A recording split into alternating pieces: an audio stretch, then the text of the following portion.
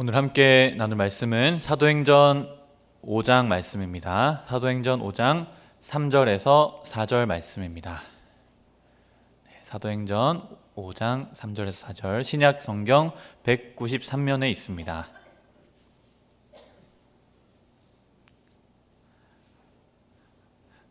말씀을 모두 찾으셨으면 두 절 말씀이기 때문에 한 목소리로 읽도록 하겠습니다. 시작.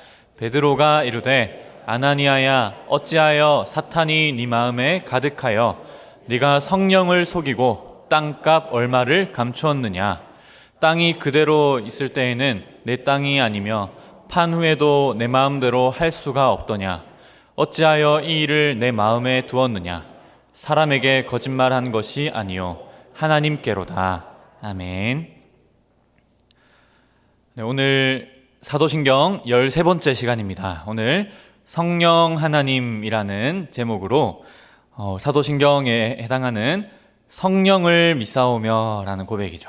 이 성령을 믿사오며 라는 이 고백에 대해서 함께 말씀을 나누기 원합니다. 몇 번 말씀드린 적이 있지만 사도신경은 삼위일체의 구조로 되어 있습니다.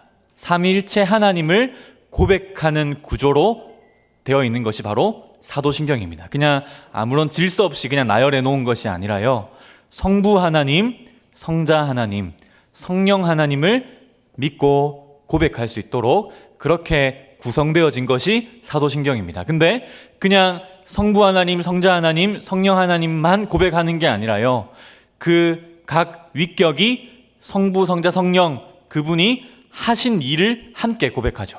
그래서 성부 하나님과 그분의 창조를 고백하고요, 또 아주 긴 부분을 할애해서 성자 하나님과 그분의 구속을 고백합니다. 우리가 지금 12번째까지 이 성자 하나님에 해당하는 고백을 함께 살펴보았고, 이제 오늘부터는 이제 제3위격이신 성령 하나님과 그분이 하신 일들을 함께 살펴보기를 원합니다.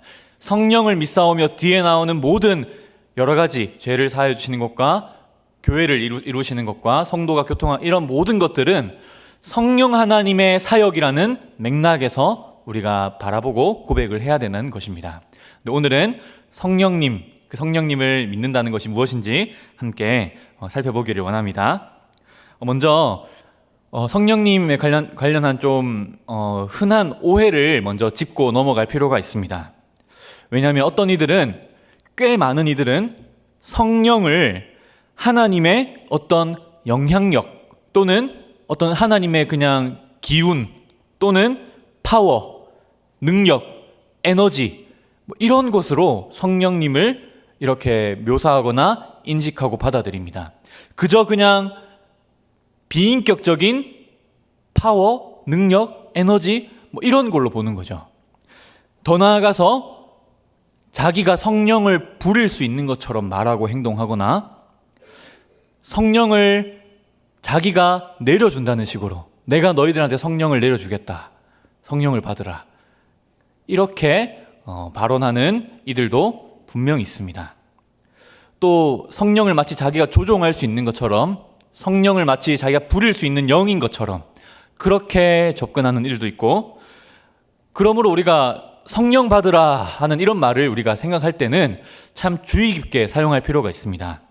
그것이 성령 충만함을 받으라 하는 그런 맥락에서는 얼마든지 사용될 수 있는 말이지만, 우리가 아버지 받아라, 아들 받아라 이렇게 하진 않잖아요.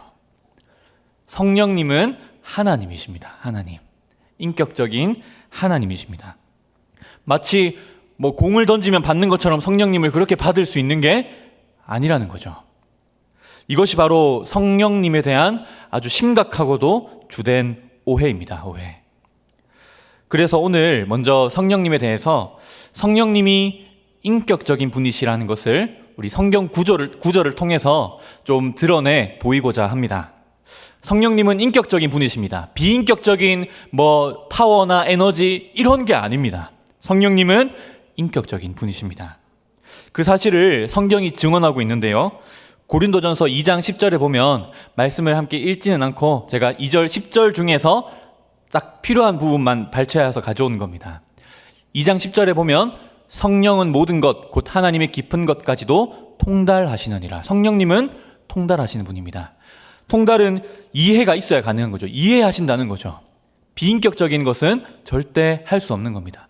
이해하시고 통달하십니다. 그리고 고린도전서 12장 11절에 보시면 이렇게 말합니다. 이 모든 일은 같은 한 성령이 행하사 그의 뜻대로 각 사람에게 나누어 주시는 것이니라. 성령님의 뜻을 이야기합니다. 성령님의 의지인 것이죠. 성령님의 뜻입니다.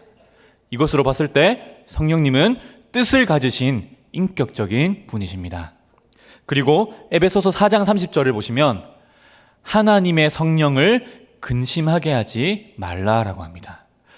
여러분, 비인격적인 실체가 근심이란 걸 할 수 있습니까? 할 수 없죠. 심지어 어느 정도 의식이 있다고 보여지는 동물들도 근심하기는 힘들 것으로 보입니다. 인격적인 존재만이 근심할 수 있습니다.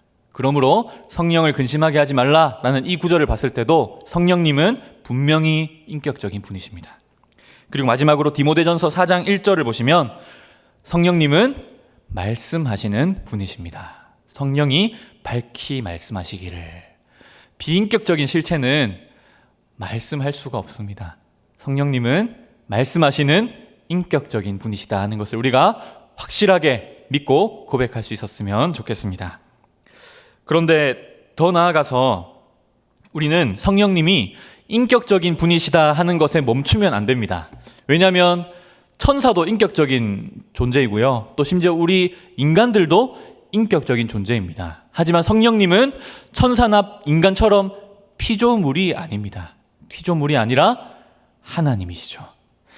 그래서 성경은 성령님이 하나님이심을 또한 분명하게 우리에게 증거해주고 있습니다. 왜냐하면 하나님께만 속한 이름, 하나님께만 속한 속성, 하나님께만 해당되는 사역들, 또 하나님만 받으셔야 하는 예배, 이 네 가지를 이름과 속성과 사역과 예배, 하나님께만 고유한 이 네 가지를 성령님께도 돌리고 있기 때문입니다. 하나님만 가지셔야 할 이름과 속성과 사역과 예배를 성경은 성령 하나님께도 똑같이 돌리고 있다는 것입니다. 그것을 네 구절을 함께 살펴보면서 우리가 성령님에 대해서 함께 살펴보려 합니다. 먼저 성령님에게 하나님이라는 이름이 돌려집니다. 그것은 바로 오늘 우리가 함께 읽었던 본문인데요. 사도행전 5장 3절에서 4절입니다. 이 구절은 사실 성령님에 대한 가르침을 1차적으로 가르치는 구절은 아닙니다. 하지만 우리가 부차적인 가르침으로 이 성령님의 신성, 성령님의 신적 본질에 대해서 우리가 분명한 가르침을 받을 수 있는 구절입니다. 보시면 어찌하여 베드로가 이제 아나니아한테 말하는 거죠. 어찌하여 사탄이 내 마음에 가득하여 네가 성령을 속이고 성령을 속였다고 말하는데 그 뒤에 보시면 바로 4절에 가시면 네가 사람에게 거짓말한 것이 아니라 누구한테 거짓말한 거라고 합니까? 하나님. 앞에서는 성령이라고 하였는데 뒤에서는 그 성령을 향해서 하나님이라고 부르고 있습니다. 성령님은 하나님이십니다. 그리고 하나님에게 해당하는 속성을 성령님께 돌리고 있는데요. 아까 읽었던 본문이지만 한 번 더 고린도전서 2장 10절입니다. 성령은 하나님의 깊은 것까지도 통달하신다고 합니다. 이것은 하나님은 전지한 분이시잖아요. 전지전능한 분이신데 그 모든 것을 아시는, 무한하게 모든 것을 아시는 그 하나님의 깊은 것까지를 통달하실 수 있는 분이시려면 피조물은 불가능합니다. 우리 인간이나 천사는 하나님의 깊은 것을 통달할 수가 없죠. 저기 신천지에 가면 신천지의 가장 높으신 분은 뭐 이런 깊은 걸 통달했다고 하시는데 그것은 절대 사람이 할 수 있는 게 아닙니다. 오직 성령님만, 하나님만 하나님의 깊은 것을 통달하시는 분이십니다. 그러므로 성령님도 전지하시기 때문에 하나님께만 해당하는 전지하심이라는 그 속성이 성령님께도 돌려지고 있는 것이기 때문에 성령님은 하나님이십니다. 그리고 하나님께 해당하는 사역이 또 성령님께 돌려지고 있습니다. 창세기 1장 2절입니다. 하나님의 영은 수면 위에 운행하시느니라. 이 구절은 하나님께서 말씀으로 천지를 창조하시는 그런 구절이죠. 이렇게 말씀으로 천지를 창조하실 적에 성령님께서도 함께 역사하고 계신다는 사실이 이 구절에서 우리에게 보여지고 있는 것입니다. 그러므로 오직 하나님만이 하시는 창조 사역에 성령님께서도 동참하고 함께 하시는 것입니다. 성부 하나님이 물론 창조자, 창조주이시지만 성자, 성령 하나님도 함께 그 창조 사역에 동참하셨습니다. 그러므로 성령 하나님도 분명히 하나님이십니다. 마지막으로 하나님께 해당하는 예배가 성령님께 돌려지고 있습니다. 마태복음 28장 19절에 보시면 세례를 명령하시는 구절이죠. 아버지와 아들과 성령의 이름으로 세례를 베풀고, 그리고 고린도후서 13장 13절이 있습니다. 우리가 축도로 사용하는 구절이죠. 주 예수 그리스도의 은혜와 하나님의 사랑과 성령의 교통하심이 너희 무리와 함께 있을지어다. 이처럼 세례와 축도와 같은 이러한 예배의 맥락에서 해당하는 용어들이 성부 성자뿐만 아니라 성령께도 똑같이 돌려지고 언급되고 있다는 것을 볼 때, 우리가 이 모든 것을 보았을 때 명백히 성령님은 살아계시고 참되신 인격적이시며 우리의 주님이신 성령 하나님이신 줄을 우리가 마음 깊이 새기고 고백하고 인정해야 될 줄을 믿습니다. 그래서 하이델베르크 요리문답은 이렇게 말합니다. 우리 53문을 함께 제가 질문을 읽겠습니다. 성령님에 관하여 당신은 무엇을 믿습니까? 함께 대답이 두 가지인데요. 먼저 첫 번째 대답부터 읽어보도록 하겠습니다. 함께 읽겠습니다. 시작. 첫째, 성령은 성부와 성자와 함께 참되고 영원한 하나님이십니다. 아멘. 그래서 동일하게 우리가 성경을 통해서 본 것처럼 이 하이델베르크 요리문답도 똑같이 고백하고 신앙하는 것입니다. 성령은 성부 성자와 동일하게 함께 참되고 영원하신 하나님이십니다. 우리는 성부께 찬송과 영광을 드립니다. 또 성자 하나님께도 감사와 찬송과 경배를 드리죠. 그렇다면 성령 하나님께도 우리는 우리의 뜻과 마음과 정성을 다해서 찬송과 경배와 감사와 영광을 올려드려야 할 줄을 믿습니다. 성부, 성자, 성령은 본질이 같으십니다. 능력과 영광과 모든 면에서 동등하십니다. 그렇기 때문에 우리는 성부, 성자, 성령 하나님을 함께 믿고 함께 찬양하고 고백하고 영광을 돌리고 경배하고 엎드려야 할 필요가 있는 것이죠. 하지만 현실은 어떻습니까? 성령 하나님이 어떻게 보면 성부, 성자, 성령 하나님 이 세 위격 중에서 가장 많이 오해를 받으시고 있는 것 같습니다. 아까 말한 것처럼 성령님을 마치 비인격적인 어떤 에너지나 힘으로 환원해 버린다거나 마치 자기가 성령을 조종하거나 부릴 수 있는 것처럼, 심지어는 성령님에게 감히 명령하는 듯이 말하는 그런 이들도 있습니다. 절대 그러면 안 됩니다. 그것은 하나님이 우리에게 주신 제3계명을 어기는 일입니다. 하나님의 이름을 망령되이 부르지 말라. 하나님의 거룩한 이름을 망령되이 부르는 것은 죄악입니다. 그것은 성부 하나님, 성자 하나님뿐만 아니라 성령 하나님께도 동일하게 해당되는 우리에게 주어지는 계명이고 명령이죠.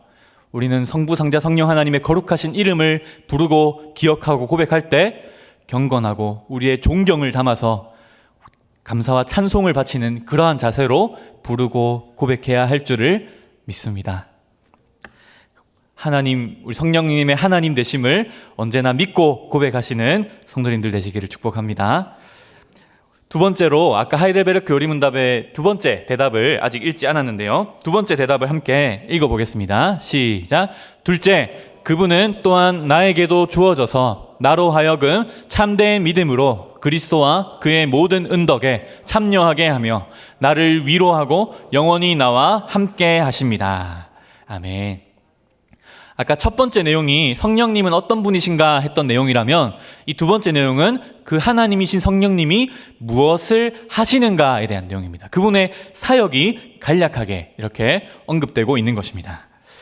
성령님은 정말 여러 가지 사역을 하십니다. 한두 가지 말로 다 묘사할 수가 없는 성령님의 사역은 정말 풍성하고도 아주 많은 그런 사역을 감당하십니다.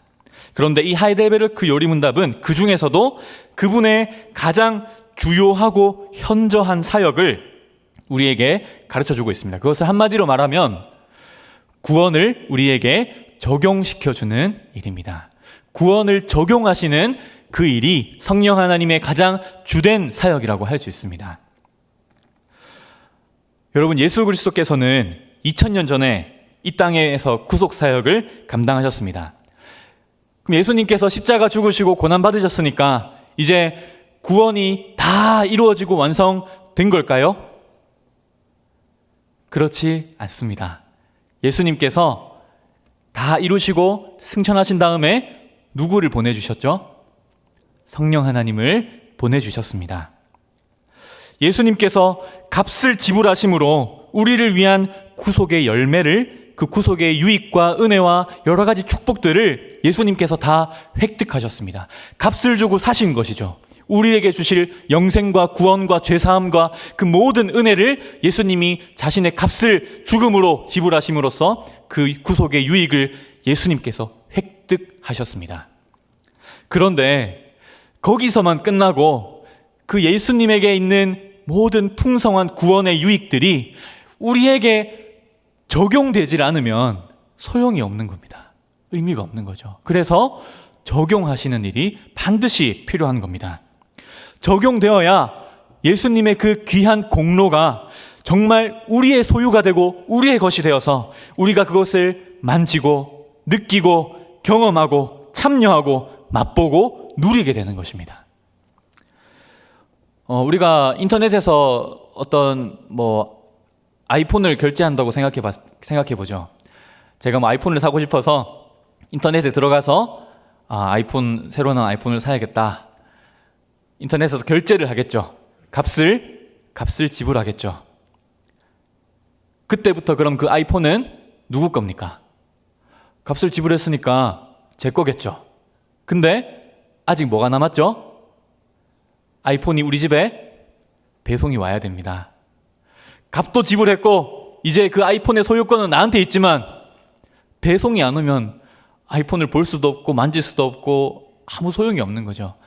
배달이 와서 내가 뜯어보고 켜보고 만져보고 감탄도 하고 써보고 누려야 그게 내가 아이폰 샀다 할 수 있는 거죠. 제가 어떤 비유를 하고 있는지 이해되십니까? 구원이요, 예수님이 획득하신 구원으로 끝나는 게 아니라 예수님 안에 있는 값을 다 지불하신 그 구원이 성령님을 통해서 우리 마음에 적용되고 다가오고 우리 마음에서 그 효력을 발휘하고 우리의 소유, 우리의 것이 되어야 우리가 구원을 맛보고 누리고 참여하는 그 상태에 이르게 된다는 말입니다. 이렇게 적용이 참 중요하다는 말을 제가 드렸는데요. 예수님의 구원이 우리에게 적용되는 길은 단 하나입니다. 적용되는 방법은 딱 하나입니다. 뭐냐면 믿음입니다. 믿음. 예수님을 믿는 것.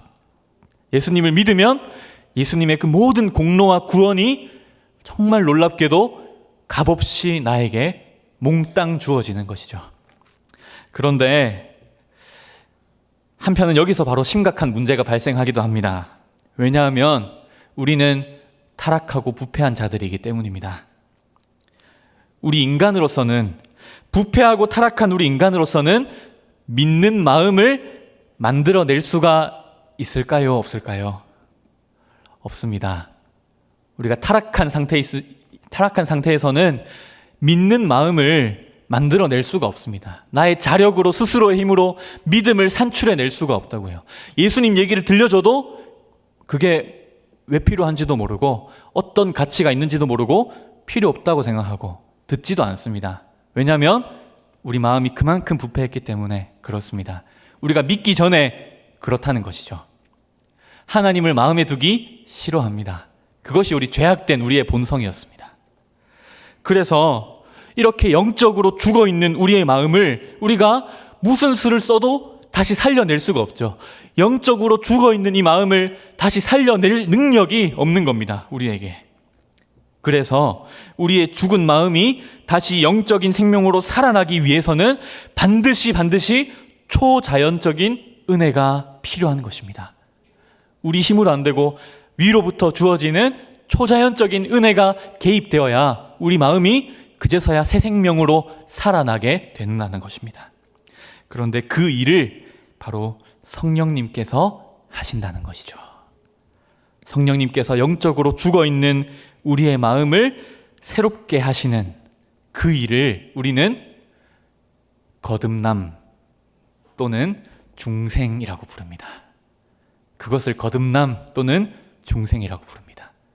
우리 영적으로 죽어있는 마음을 성령님께서 기적적으로 새 생명을 주셔서 살리시고 일깨우셔서 이제는 내 죄를 깨닫고 내가 죄인이라는 것도 알게 되고, 이전에는 예수님의 복음이 정말 쓸모없어 보였지만 내가 이제는 영적으로 살아난 이 마음으로 보니까 내가 정말 비참한 죄인인 게 이해가 되고 납득이 되고, 이 죄에서 벗어나기 위해 예수님이 필요하다는 것이 그제서야 눈에 보이기 시작하고, 내가 예수님을 믿어야 되겠구나 하는 그런 마음이 생겨나게 되는 것이죠. 우리가 성령님께서 우리를 거듭나게 해주셔야 우리가 복음을 인식할 수 있게 되는 것이고 주님의 은혜의 믿음으로 반응할 수 있게 되는 것입니다. 그 전까지는 소망이 없습니다. 그 전까지는 그냥 죽어 있을 수밖에 없습니다. 반응할 수도 없어요. 성령님께서 우리 마음을 거듭나게 해주셔야만 가능한 겁니다. 그래서 참된 믿음이란 거듭남의 결과인 것입니다. 거듭남의 결과가 믿음입니다. 여러분, 우리가 그냥 내가 선택해서 믿은 게 아니에요. 물론 내가 선택한 요소가 분명히 있지만 시작은 내가 아니었다는 겁니다. 성령님이 나에게 먼저 말씀과 함께 찾아오셔서 나도 모르는 사이 내 마음에 새 생명을 심어주시고 그 새 생명의 씨앗을 심어주시고 그 새 생명으로 우리가 살아나게 해주셨기 때문에 그 다음에 우리가 그 결과로 예수님을 바라보고 믿음을 가질 수 있게 된 것입니다. 그래서 성경이 뭐라고 말합니까? 믿음은 하나님의 선물이다, 이렇게 말하는 것이죠. 믿음은 하나님의 선물입니다. 여러분, 그럼 이제 이 거듭남의 결과로 이 믿음을 가진 자는 어떻게 되겠습니까? 이제 예수님을 믿습니다. 예수님을 있는 힘껏 끌어안고 예수님을 있는 힘껏 붙잡게 됩니다. 그리고 예수님께 접붙여지게 됩니다. 주는 내 안에, 나는 주 안에 예수님과 연합된 존재가 되는 것입니다. 믿음으로, 성령으로 우리는 예수님과 하나가 되고 연합됩니다. 그러면 이제 아이폰이 도착한 겁니다. 그리스도의 모든 은혜가, 우리가 다 헤아릴 수 없는 예수님이 다 이루어 놓으신 그 구원의 광대한 바다에 우리가 빠지게 되는 것이죠. 예수님의 놀라운 구원의 축복들을 우리가 다 누릴 수 있게 되는 것입니다. 그래서 그리스도와 그의 모든 은덕에 참여하여서 그리스도 안에 있는 말로 다 할 수 없는 구원의 모든 축복과 은혜와 유익을 맛보고 누리게 되는 것이죠. 어떤 유익들이 있을까요? 죄용서, 칭의, 화해, 양자됨, 성화, 견인, 영생, 은사와 직분, 몸의 부활, 그야말로 모든 것이 있습니다. 예수님 안에 모든 것이 있습니다. 우리가 믿음으로 그 은혜를 누리게 된다는 것이죠. 그래서 예수님 안에 모든 것이 있다는 말을 종교개혁자 칼빈은 좀 길지만 이렇게 말했습니다. 제가 칼빈의 말을 읽어드리겠습니다. 우리의 구원의 총체가 그리스도 안에 있다는 사실을 안다면 아무리 작은 부분이라도 그것을 그 이외의 다른 곳에서 이끌어오는 일이 없도록 경계를 다해야 할 것이다. 만일 우리가 구원을 찾는다면 바로 예수라는 이름부터가 그 구원이 그에게 속해 있다는 것을 가르친다. 만일 우리가 성령의 다른 은사들을 구한다면 그리스도의 기름 부으심에서 그것들을 찾게 될 것이다. 능력을 구한다면 그것은 그리스도의 다스림에 있다. 순결을 구한다면 그의 잉태되심에서 찾으며 온유함을 구한다면 그의 탄생에서 나타날 것이다. 만일 우리가 구속을 구한다면 그것은 그의 고난에 있다. 죄사함을 구한다면 그의 정죄받으심에서 찾을 수 있으며 저주를 면하기를 구한다면 그의 십자가에서 찾을 수 있다. 그리고 죄에 대한 보상을 찾는다면 그것은 그의 희생에서 드러나며 정결하게 되는 것을 구한다면 그것은 그의 피에서 찾을 수 있다. 화목을 구한다면 그가 지옥에 내려가신 일에서 찾을 수 있고 육체를 죽이는 것을 구한다면 그의 무덤에서 찾을 수 있으며 새로운 생명을 구한다면 그의 부활하심에서 찾을 수 있고 영원한 생명을 구한다면 똑같이 부활에서 찾을 수 있다. 천국의 기업을 구한다면 그가 하늘에 올라가신 일에서 찾을 수 있고 보호하심과 안전과 충만한 축복을 구한다면 그의 나라에서 찾을 수 있고 안심하고 심판을 기대하기를 구한다면 그가 심판주로서 지니신 권능에서 찾을 수가 있다.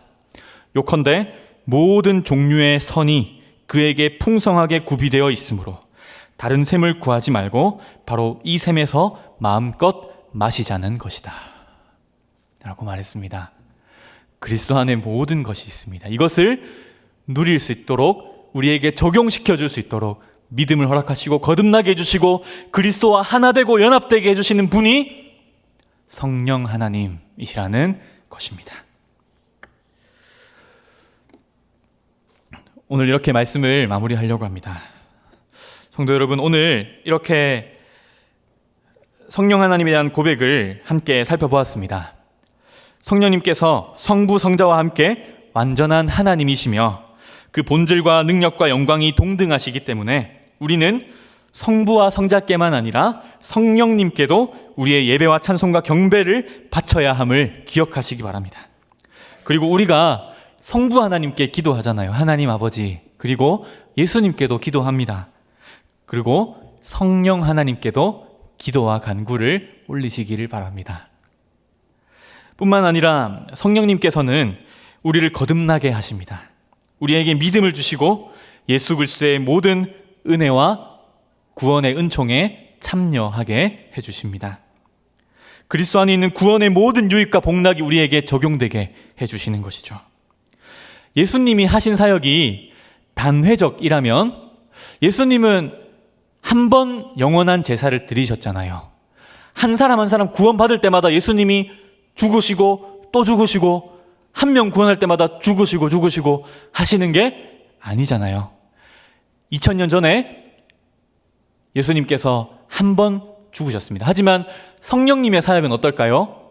한 번 하고 끝나지 않습니다. 성령님의 사역은 각 사람에게 반복적으로 한 사람이 구원받을 때마다 성령님께서 그리스도의 은혜를 적용시켜 주시고 믿음을 주시고 그러므로 예수 그리스도는 영원한 구원의 토대를 마련하셨다면 성령님께서는 그 토대에 근거해서 그때부터 지금까지 또 앞으로도 이 구원을 적용시켜 주시는 사역을 지금도 하고 계시고 앞으로도 하실 것입니다. 계속해서 하시는 것이죠. 여러분, 그리고 이 성령님께서는 우리 마음에 내주하셔서 영원토록 우리를 버리지 않고 떠나지 않으시겠다고 약속하셨습니다. 예수님께서 성육신 하셔서 이 땅에, 낮은 땅에 오셨듯이 성령님께서도 죄악된 우리 마음에 찾아오셔서 그곳을 자신의 거처로 삼으셨습니다. 고대의 어떤 기독교 교부들은 우리 마음에 내주하신 성령님의 사역을 마치 어머니의 역할과 같은 것으로 묘사하곤 했습니다. 왜냐하면 어머니가 자식을 낳듯이 성령님께서는 우리를 다시 태어나게, 거듭나게 해주십니다. 그리고 우리를 양육하시고 그리스도의 말씀으로 우리를 가르치시고 양육하실 뿐만 아니라 우리를 위로하시고 돌보아 주시고 우리가 하나님의 자녀인 것을 우리의 영과 더불어 증언해 주시고 믿음이 연약해지지 않도록 믿음을 북돋아 주시고 우리가 지치고 낙심할 때 하나님의 말씀으로, 하나님의 은혜로 다시 우리를 일으켜 주시고 말씀을 생각나고 깨닫게 하시고 우리가 죄를 지을 때 근심하시고 우리를 위해 말할 수 없는 탄식으로 기도해 주시는 분이 바로 성령 하나님이십니다. 그래서 이건 마치 엄마가 자식한테 하는 것 같은데 해서 고대 기독교 교부들은 성경에 근거해서 성령님의 사역을 마치 비유적으로 어머니가 자식에게 하는 그러한 일과 같다라고 묘사했던 것입니다.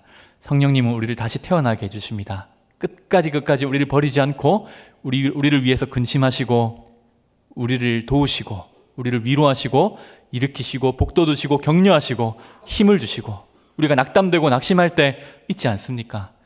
우리가 분명히 내 마음인데 내 마음처럼 되지 않는, 하나님께 순종해야 될 것 같은데 내 마음처럼 되지 않는 그러한 순간에도 성령님께서는 친밀하게 또 은밀하게 우리 가운데 다가오셔서 우리 마음에 새로운 마음을, 살과 같이 부드러운 마음을 주시고 우리를 언제나 새롭게 해주시기를 기뻐하시는 분이십니다. 하지만 그 성령님은 언제나 말씀과 함께 역사하신다는 사실을 제가 덧붙이기 원합니다. 지금도 교회의 거듭남의 기적을 일으키시고 우리 마음에 영원토록 내주하셔서 우리를 위로하시는 보혜사 성령님을 언제나 의지하십시오. 언제나 신뢰하십시오. 또 그분께 기도하고 간구하십시오. 그분께 감사와 찬송과 영광을 올려드리며 살아가는 우리 모든 주님의 복된 성도님들이 되시기를 진심으로 축복합니다. 함께 기도